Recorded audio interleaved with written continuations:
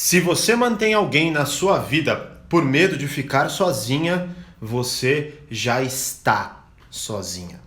Fala, mestre! Seja muito bem-vindo a mais uma hashtag Live do Brigato. E a Live do Brigato de hoje é a número 17, né? E onde eu quero falar sobre ausência, solidão. Aliás, solidão não é ausência de pessoas. Quero falar sobre estar sozinho, uma sensação praticamente epidêmica, certo? E ó, lembrando, se você está assistindo gravada essa live, certo? Aqui na descrição tem o link do texto que eu tô falando, que é o link do texto lá do meu Instagram. Tem também o link do meu canal no Telegram, que é para você ser avisado sempre que eu entro ao vivo, para poder participar ao vivo comigo, certo? E receber áudios e uma série de coisas exclusivas lá do canal do Telegram, tá? Inclusive, quem tá ao vivo aí comigo, me diz se tá ouvindo direitinho, se tá tudo certinho para eu dar segmento na live, beleza? Então, para você poder participar e participe do Telegram para eu poder te avisar, tá? E também participe lá do meu Instagram, se você tiver fora do Instagram, ou se você tiver dentro do Instagram, participe ali do quê? Puta, gostou de um texto? Posta lá, hashtag Live do Brigato, com a sua dúvida, que eu pego as melhores, trago aqui. Boa, Otavião, meu queridíssimo aluno. Tudo ok, show de bola. Bora lá então. 11:11, tudo certo, show de bola. Obrigado por avisar, tá? E aí então põe hashtag Live do Brigato no texto que você mais curte, posta a sua dúvida que eu pego as melhores e exploro aqui, beleza? Vamos então para a nossa live. Seguinte, ó, pro nosso tema, né? Então, a frase que idealizou o texto é a seguinte: se você mantém alguém na sua vida por medo de ficar sozinha, você já está sozinha, certo? E aí, o título do texto, que eu exploro lá no Instagram e tudo mais, é: a solidão não é ausência de pessoas. Então, a primeira coisa que eu quero colocar é isso, tá?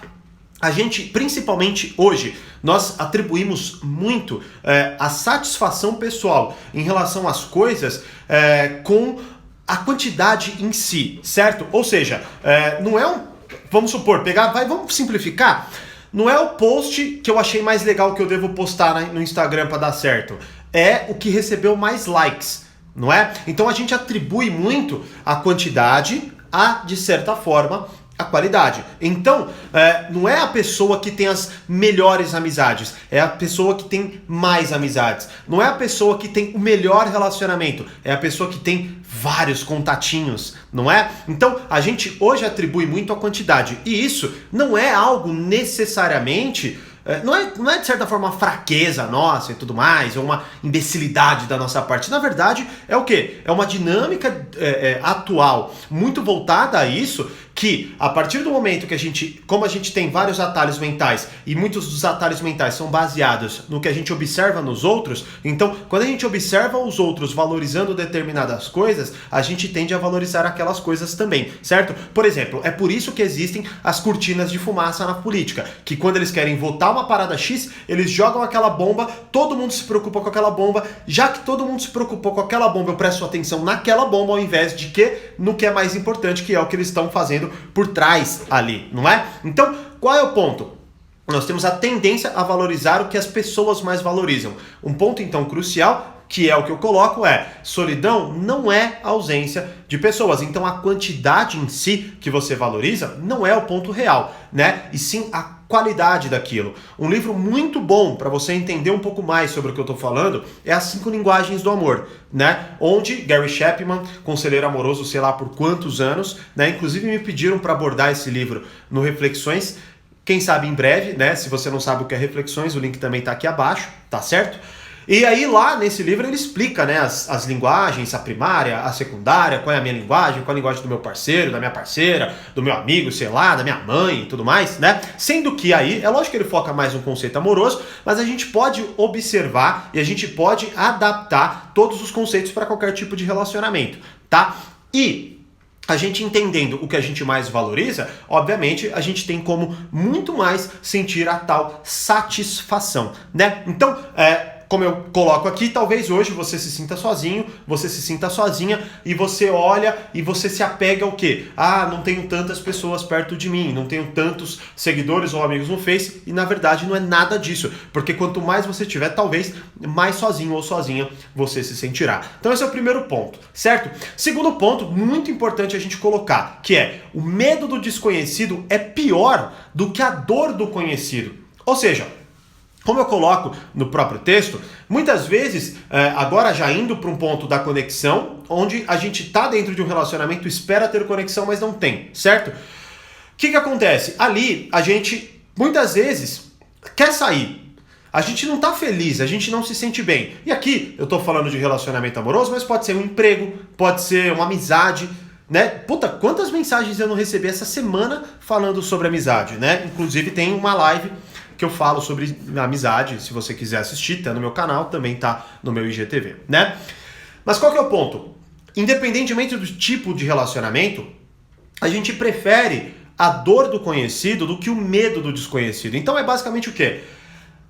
É melhor deixar do jeito que tá, porque vai que piora, não é? E nós gostamos de familiaridade, nós precisamos da familiaridade. A familiaridade faz com que a gente exerça controle sobre o algo, certo? Sobre a nossa realidade, né? E aí, então, já que eu quero exercer controle, eu prefiro muitas vezes ficar numa situação que é ruim, mas que pelo menos eu já conheço, do que explorar uma situação que pode ser que seja boa, como pode ser que não seja boa, mas que é desconhecida, que eu não sei o que vai dar, não sei o que é, não sei o que vai acontecer, né? Então, entender isso é fundamental. Por quê? Porque nós temos essa tendência e você precisa questionar essa tendência, porque afinal de contas, muitas mudanças que a gente muitas vezes pega e tem tanto medo de aplicar, elas se tornam familiares em pouquíssimo tempo. Não é? Sei lá, talvez você comece a se exercitar hoje, né? E aí, você, quando vê, 3 semanas depois, você não consegue ficar mais sem aquele exercício, porque você já se habituou a ele, não é? Então, o nosso medo do desconhecido,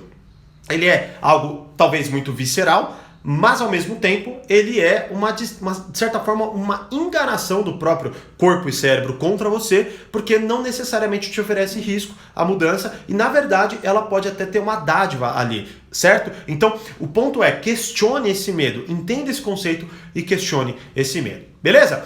Terceiro ponto é o capital emocional. Muitas vezes, a gente tem receio de encerrar determinado ciclo. Por quê? Porque a gente investiu muito ali, né? Ou seja, é o vício do jogo. O cara, não, na próxima eu vou ganhar, na próxima eu vou ganhar, na próxima eu vou ganhar, vai colocando.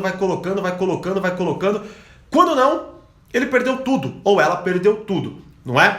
E aí, pode ser que seja o seu caso. Talvez você já percebeu que aquele relacionamento não vai dar certo, não funciona, não é bom pra você. Mas o que acontece? Você permanece. Tantos anos já, e blá blá blá. Né? A gente se apega muito ao tempo, não necessariamente a intensidade e qualidade, então a gente se apega muito ao tempo. Quando não, daqui a pouco, você é demitido, você toma um pé na bunda, ou alguma coisa acontece, sua vida é virada de cabeça para baixo, e aí você fala, puta merda, velho. Eu investi tudo isso, e olha só, agora, além de eu ter investido, fui eu que ainda fui, sei lá, jogado para fora do carro, da coisa, não é? Fui eu que saí dessa... Ou melhor, eu fui tirado, nem a decisão eu tomei. E aí talvez isso agrave ainda mais a sua insatisfação consigo mesmo, não é? Então é entender o ponto. Qual é a questão?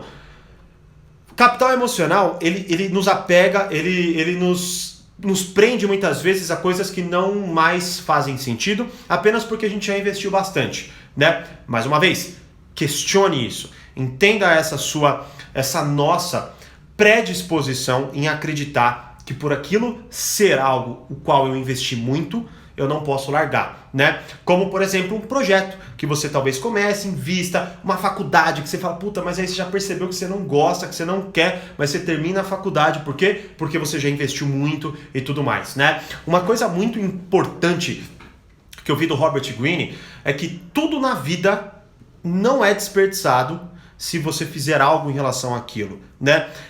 E não necessariamente o algo é tipo, eu olho, por exemplo, fiz, sei lá, no meu caso, eu fiz 2 anos de economia, mas aí não tava, de ciências econômicas, aliás, né, que não sei se vai ser a mesma coisa, mas eu lembro que tinha uma diferenciação mínima na época lá, e aí eu fiz 2 anos e parei, porque não tava mais, eu não consegui, na verdade não tava mais alinhado com o meu aspecto profissional, parei de fazer.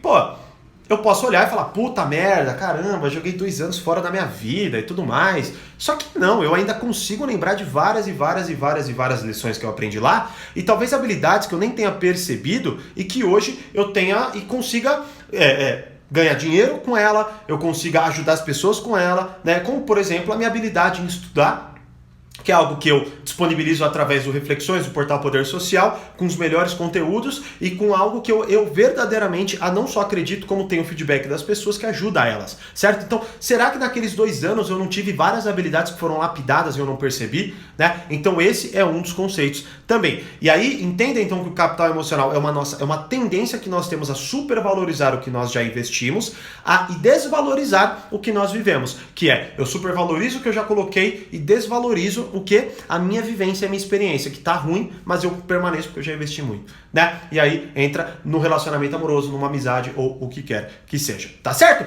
E para concluir, a vanglorização da solidão. Sempre que eu coloco isso, surgem alguns comentários do, nossa, eu tô sozinha ou eu tô sozinho há tanto tempo e foi a melhor decisão da minha vida, e tal.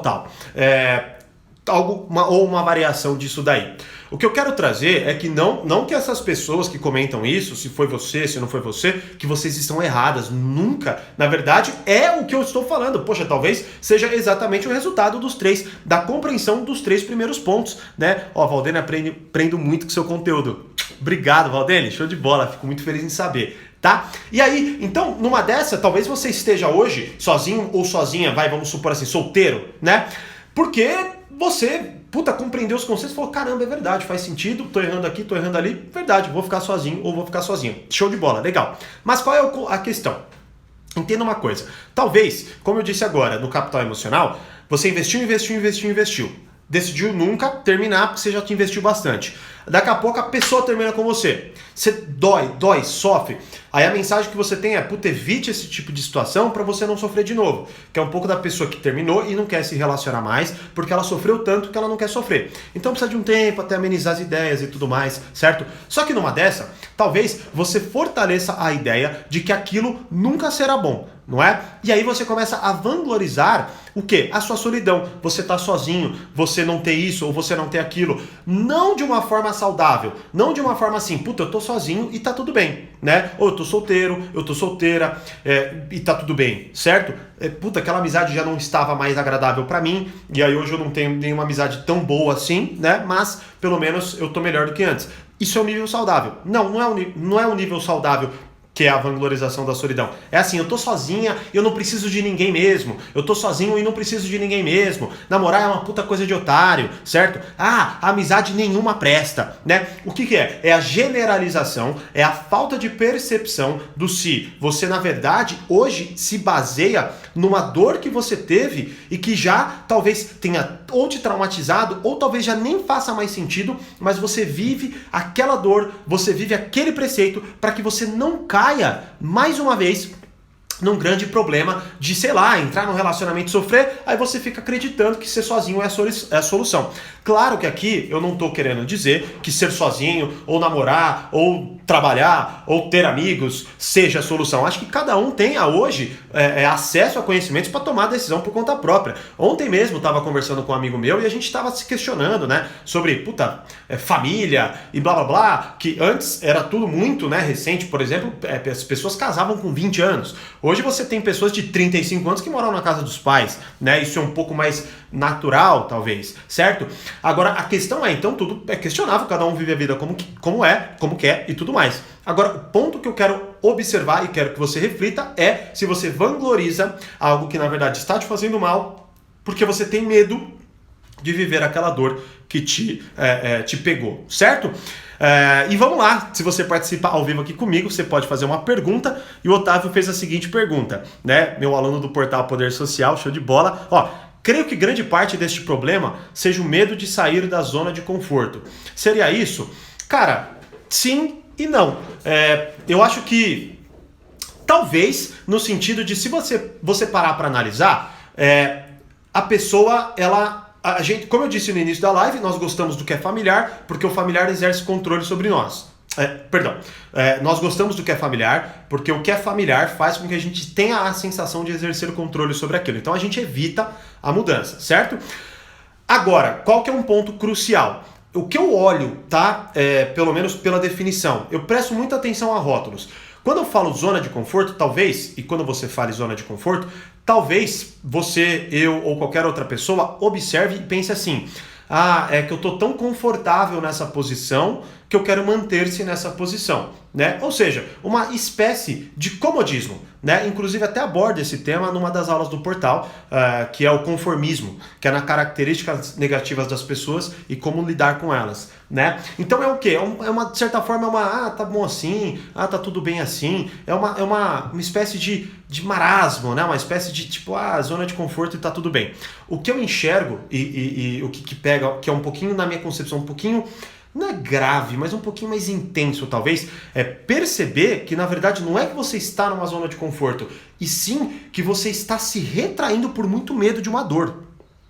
E para mim são conceitos bem diferentes, por mais que na prática talvez pareça o mesmo, né? Porque eu estar na zona de conforto para evitar uma dor, correto? Mas o que eu olho na verdade é que eu não estou numa zona de conforto porque é confortável e porque está tudo bem. E na verdade eu estou evitando drasticamente uma dor. Por exemplo, tem um conceito que eu vi no livro chamado Inteligência Positiva, do Cesar Chamini, onde ele alega e ele mostra que através de estudo foi percebido que muitas vezes pessoas que não têm empatia é porque sofreram tanto em determinado momento da vida delas, que elas, para não sofrer de novo, elas tendem a evitar ter empatia pelas pessoas. Logo, elas acabam sendo cruéis, porque se eu não tenho empatia por alguém, eu também não sofro, mas eu também não me compadeço por algo que merece a minha atenção, por exemplo, né? Então eu acho e coloco como conceitos diferentes, né? A zona de conforto, mas tá tudo bem, não importa muito bem isso daí, desde que você entenda o conceito e de que você aplique para você. Então, zona de conforto, comodismo, colocaria, mas o que eu aleguei agora seria uma dor, talvez um pouco mais traumática, talvez até que você tenha que dar uma atenção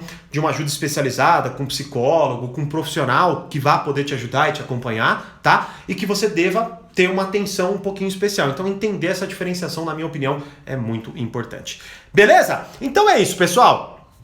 É isso. Live do Burigato número 17 dada. Espero que vocês tenham gostado. Deixa aqui nos comentários. E se você quiser participar ao vivo comigo, fazer perguntas por lá, posta nos comentários com a hashtag Live do Burigato.